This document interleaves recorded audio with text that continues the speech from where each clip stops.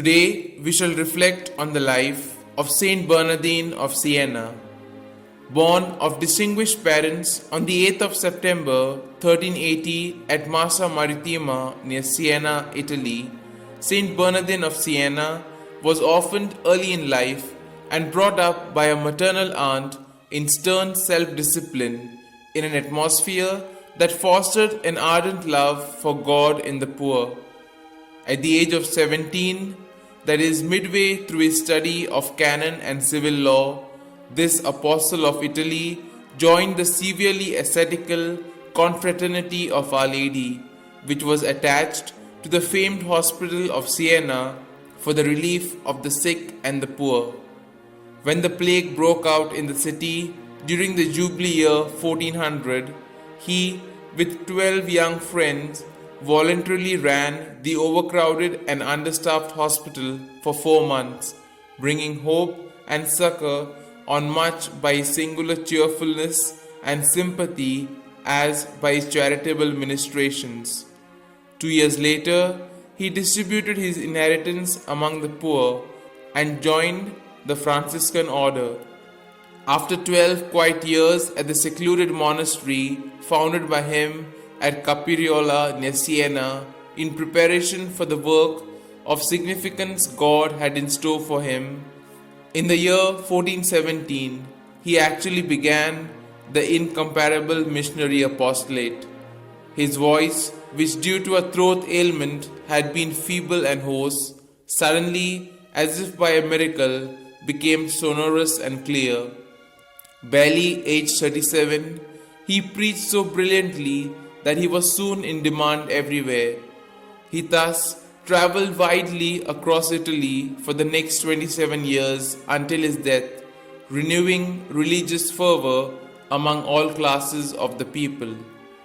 Contemporary biographers like St John Capistram have described how the people, by the tens of thousands, flocked to attend his early mass in an open square, after which he would preach penance and propagate devotion to the holy name of Jesus. His passionately sincere and vivacious preaching in the vernacular made for a pungent directness and was thus readily understood also by the unlearned. So great came to be his influence that on the one hand, cities embodied his suggestions in their laws under the title of Reforms of Brother Bernardine, and even recalled political exiles and returned their confiscated possessions. On the other, he restored strict observance in his order, especially in the matter of poverty. In connection with his devotion to the holy name of Jesus, Bernardine, who is probably the author of the Litany of the Holy Name, used with remarkable success the trigram IHS, an abbreviation for the name of Jesus. Invented by Bernardine himself, it was to be the one banner that all contending parties would enthusiastically follow and through it be led back through Christ. On many houses and public buildings, it replaced the old armorial crests.